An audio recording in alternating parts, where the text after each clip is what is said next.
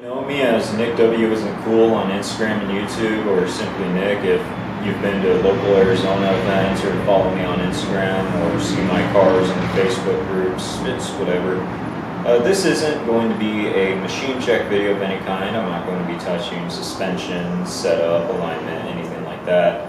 This is solely going to be a video that's a companion to the one video out there about a build breakdown of a Hummelink ITB setup. I forget who makes it. It's a half-hour long. It's on a Name 8, I believe.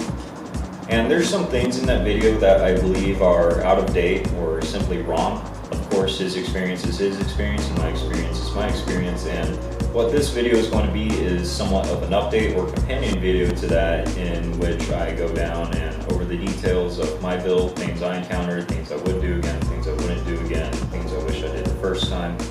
And overall, just to answer a lot of the questions I've been getting regarding things like how do I have AC, how do I have cruise control, and all in all. So we're going to start where it all starts for the engine. That's going to be the air and intake. And what this is here is a culmination of both Gen V and Hummelink off-the-shelf parts.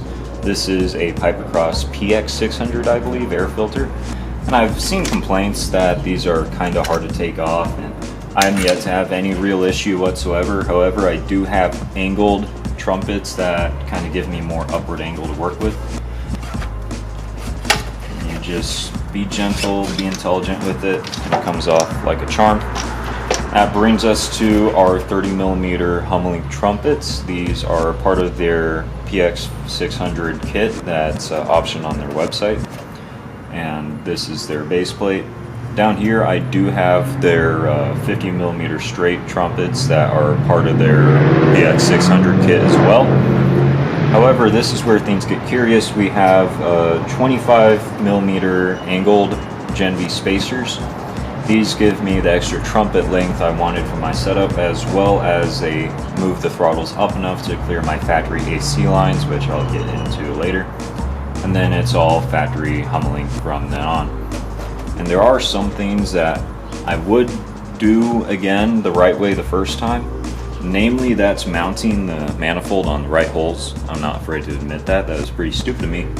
But if you look over here, that there's going to be studs coming off the head that you put the intake manifold, of course, if this is your first time doing this kind of thing. And what's important to note is that there are two sets of holes on the Gen 2 Hummelink manifolds.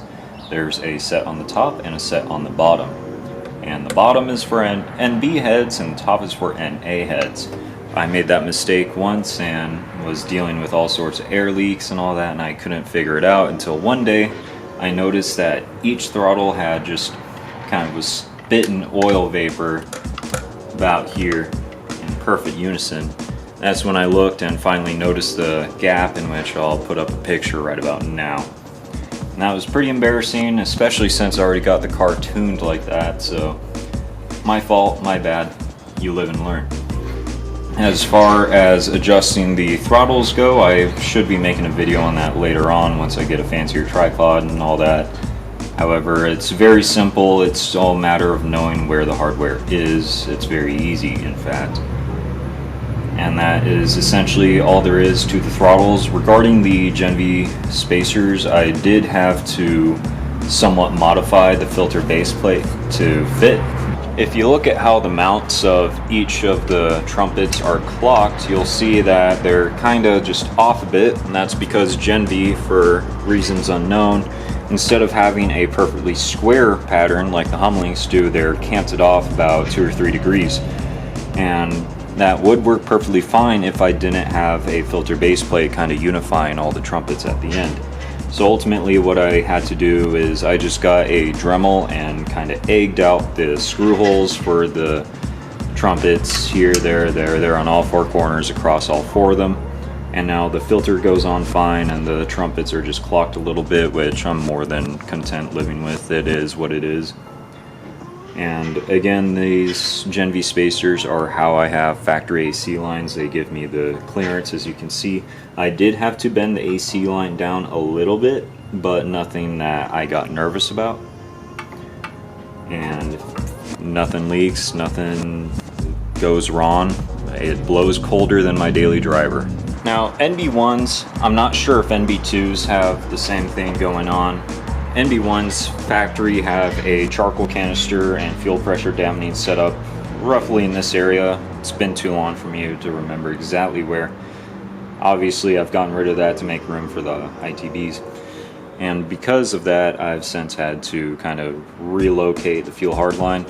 What I've done down here is I bent the hardline forward with caution, with reason, and I've since installed a radium fuel rail, and I'll be going more into that in a second. The factory fuel tank evap line has since been capped off. Well, not capped off. It's got a AutoZone small filter on it. And that's just so I don't have all this sand and dust getting in there, because I live in Arizona. All the tracks are surrounded by essentially moon dust, and I'll be up front. I'm not the best drifter, so I've still got a lot of dirt drops left to go until I can call myself decent. Going up from that, what I did with these two fittings here, this is the Radium OEM style fuel rail hookup setup.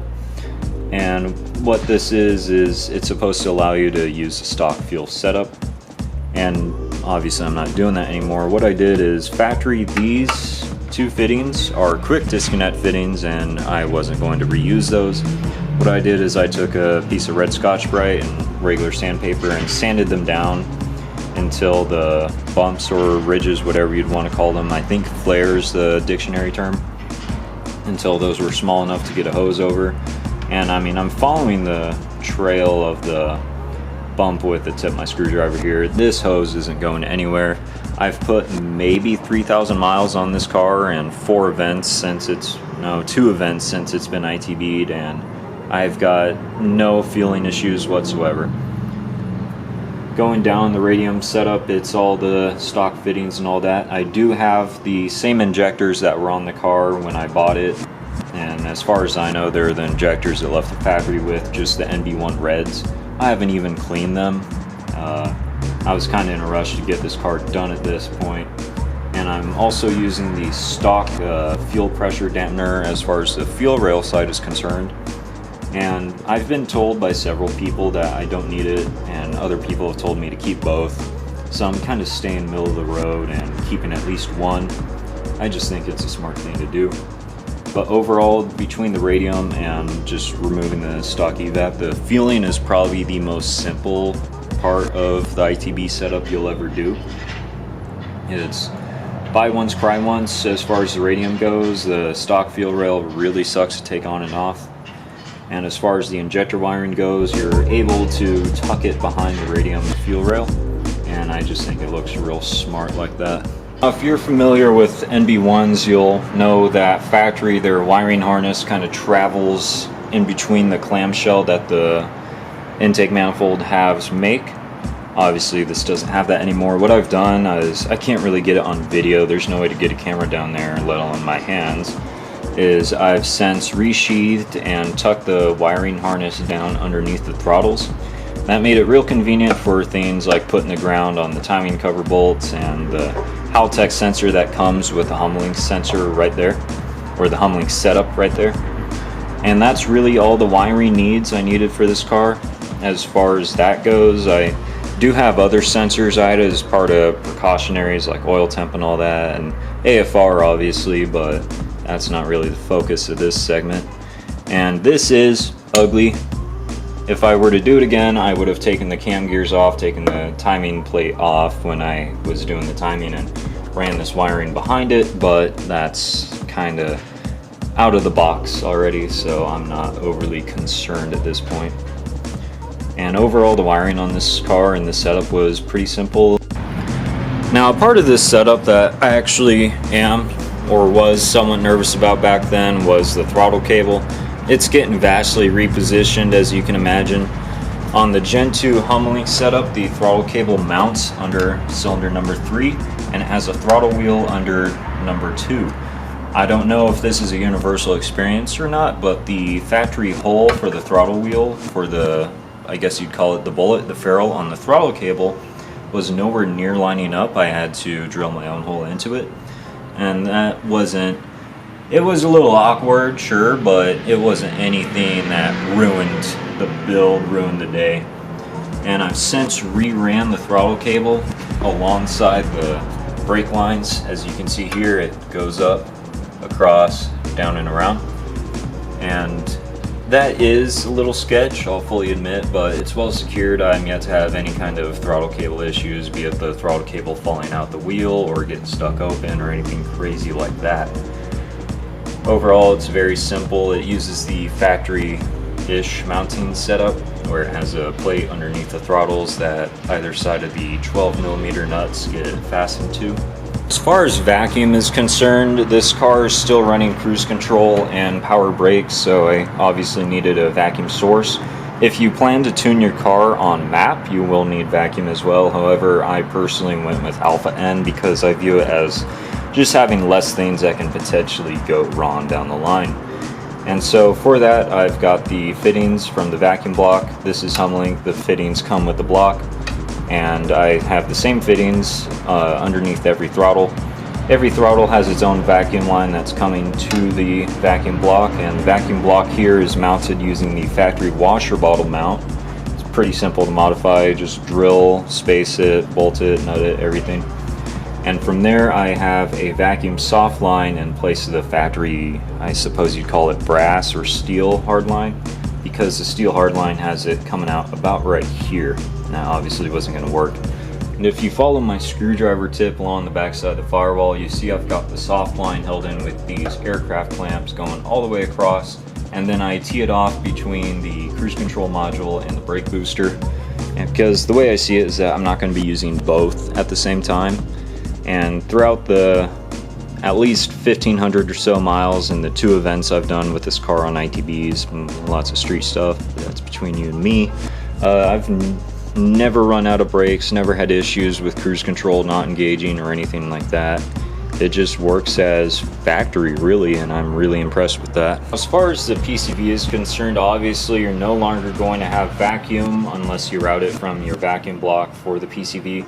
So what I've done is I deleted the PCV valve itself, and this is a 90 degree elbow from this company called American Plastics, I believe. I can link the website and part number in the description.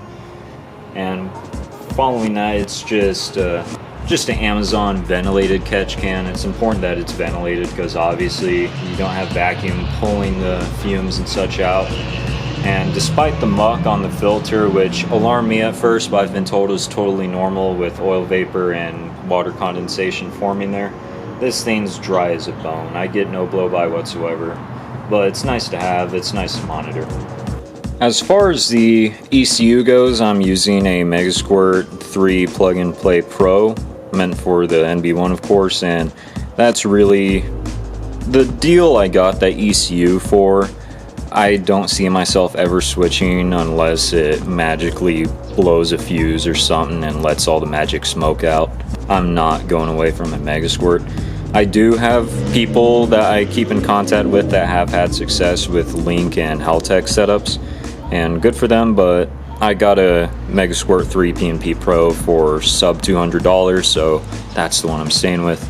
I'm using the AEM AFR, and there is a tutorial out there on YouTube to wire it into the stock O2 sensor setup, and I will be linking that. That is what I did, and you can kind of see way back there the wiring from here up from the exhaust and through the firewall, which I personally cut a slit into the rubber grommets around there and slipped it through and under the dash.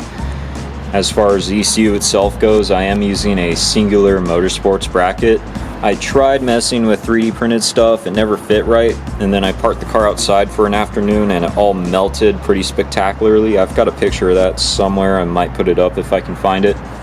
And again, it's really coming down to buy once, cry once as far as ITB cars are concerned. Forgive the shakiness of the camera a bit, I'm now holding it by hand so you can actually see what's going on. If you look down below, you can see the Chase Bays oil sandwich plate. This is the one meant for factory NBs. I've got no complaints with it whatsoever. And going down from there, I've got two, I believe they're AN10 or AN8, probably 10 lines. And those are going down into a set trap 13-row oil cooler, which I just have straight zip tied through the AC condenser. Oil temps are nice and low. They're not as cool as they would be if I didn't have the condenser there or some proper ducting, but at Spooky Drift I drove the car for 20 minutes straight, no cool down laps, no letting off, and the oil temp didn't get above 245, so I've got no complaints there whatsoever. On the topic of cooling, I did buy this car with a very thick CSF unit, however it was on stock fans and I wasn't very impressed with the stock fan's performance, so what I've got now is a coil rad with a Flying Miata shroud and twin 13-inch, I believe, spall fans. As you can see by their wiring, they're both wired into the fan number 1 circuit, so if one comes on, both comes on, and I'll be honest, I have not seen my coolant over 200 degrees, even when I'm really kind of hammering down on it. This thing works great. I could not ask for a better cooling setup beyond getting a cross flow and using the same fans. Speaking of which, we also have a coolant reroute. This is the 9x9 unit. Can't really see it under my factory ignition, but I don't have any issues with the 9x9 whatsoever. I am using the stock kind of dummy switch sensor, but I do have it programmed in my ECU that once coolant crosses about 225, 230, can't remember which, it limits the RPM to 3000, so I'll know if she gets toasty. You can see there the factory coolant temp sensor. I will advise as well when installing the 9x9 unit, be careful on how much RTV you put on. First time I put it on, I had too much RTV between the case halves, which I'll have a picture up there in a second, and the factory coolant temp couldn't ground out with the sensor, so it was just a dead gauge. I chased that for a week, I'll fully admit that. And then my first tuner, who shall not be named, who decided to set the same timing across 4,500 RPM and then tell me that the head was lifting when the car fell on its face because of that timing. He then over tightened this bleeder fitting way hard and proceeded to crack the casing because it's NPT threads into aluminum casing. So that was fun, but 9x9 considered a warranty. They charged me maybe $30 for that piece, and I had no complaints whatsoever with their customer service. They shipped it same day. Now, as far as this part of the coolant reroute, if I were to do it again, I would have gotten the block off plate, but same with this wiring out front. I'm not taking the cam gears off anytime soon. I do have these, I believe they're HPS Racing coolant block off plugs. Install them with RTV. I have them there, down there, and on the oil cooler warmer, whatever you want to call it, down there, they're capped off, and it's capped off on the back of the block too. But it's just the factory 9x9 hose that I essentially left slack, so it sits under the AC lines all the way back there. In addition, I just have one of those Amazon Evil Energy, I think this is 800 mil coolant overflow. No complaints with this. It's pretty easy to install, pretty easy to set up, and no complaints whatsoever. Now, as part of the process installing the Hummelinks, you just have to not be scared of disassembling it from here beyond.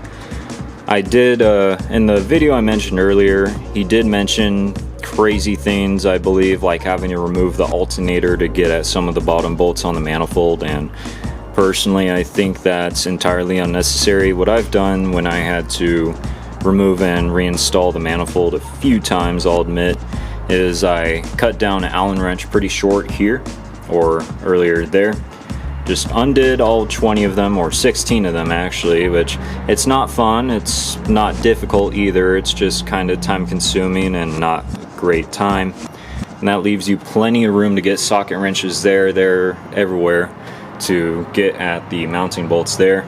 So I'm not going to say debunk it, but dispute that claim that you have to remove the alternator. Big question a lot of people love to discuss to death is, should you go ITBs, or should you go turbo supercharger, or should you compare all three to each other? And that's not what this video is for.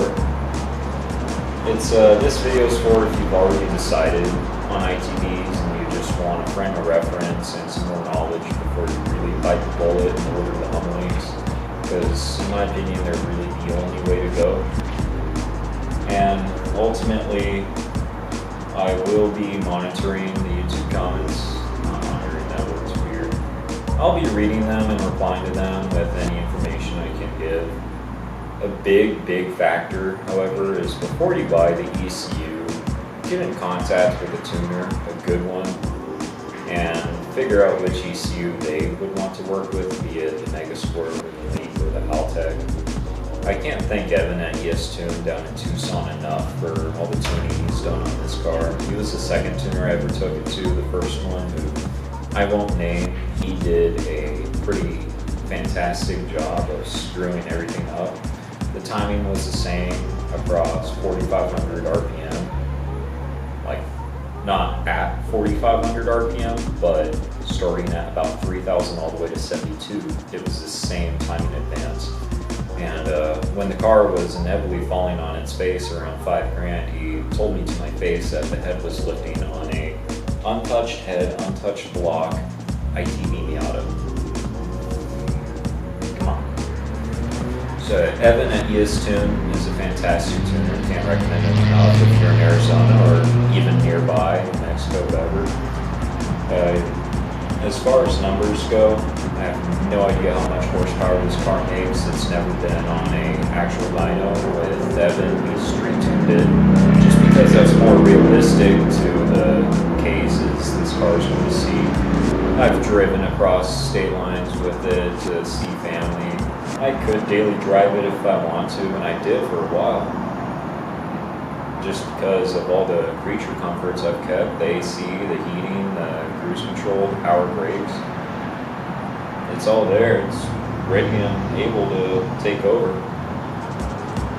But ultimately I just can't thank enough the people that helped me out along the way, that gave me the knowledge needed to do this video and to spread that knowledge.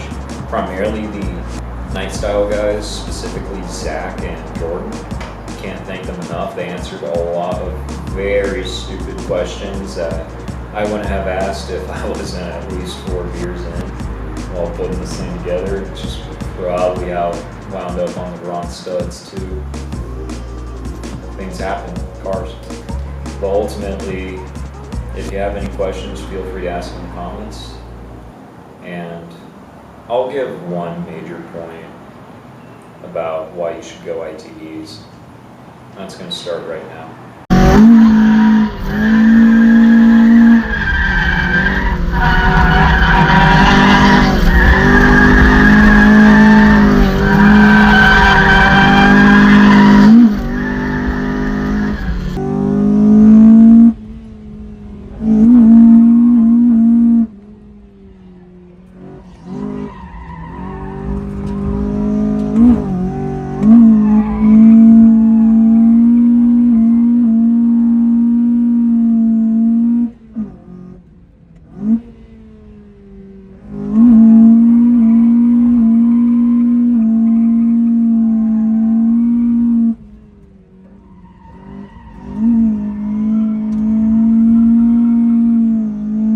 Really, my ultimate one word of advice when it comes to doing ITBs is don't be scared.